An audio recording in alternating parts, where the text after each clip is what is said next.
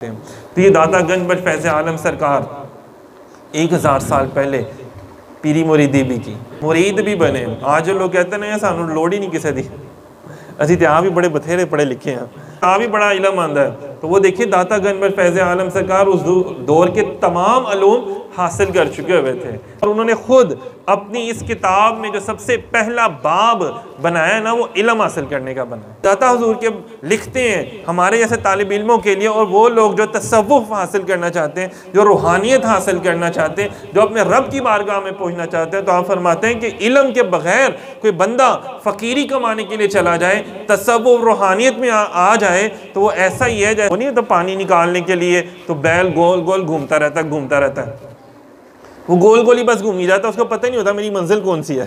जैसे सुल्तान बाहू सरकार ने फरमाया कि इल्म बाज कोई फ़कर कमावे काफिर मरे दीवाना हो, सै वरियां दी इबादत करे रवे अल्लाह को लो बिगाना हो। तो बड़े ऐसे लोग हैं कि जिन्होंने रूहानियत हासिल की लेकिन इल्म ना होने की वजह से वो रांदाए दरगाह हो गए।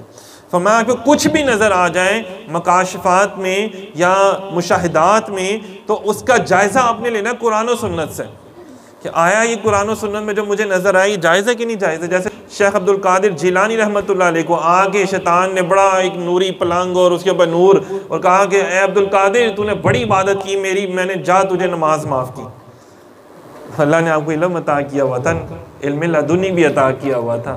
तो हमने फरमाया करबला में तो इमाम आली मुकाम पर नमाज माफ़ नहीं हुई, मेरे नबी पर माफ़ नहीं हुई, सहाबा इकराम ने नहीं छोड़ी, मौला अली ने नहीं छोड़ी, तो मेरी क्या औकात है, मेरा मुकाम उनसे बढ़ गया कि मेरे ऊपर नमाज माफ़ हो गई है। तो आपने ला हौल वला कुव्वता इल्ला बिल्लाहिल अलीय्यिल अज़ीम पढ़ा तो वो जो नूर था ना धुएं में बदल गया। आज भी लोग कहते हैं ना सानू बड़े ख्वाब आते हैं, ज़रा सोचना चाहिए। तो उससे जाते जाते फिर वार किया, ए अब्दुल कादिर तुझे तेरे इल्म ने बचाया। फरमाया नहीं मेरे इल्म ने नहीं, मेरे रब ने बचाया मुझे।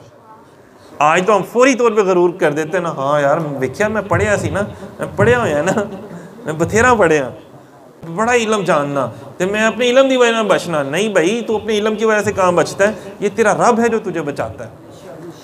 और तेरा रब भी तुझे क्यों बचाता है कि महबूब अगर आप इनमें मौजूद ना होते तो मैं कब का अज़ाब दे चुका होता। तो ये सब हुजूर का सदका है। ये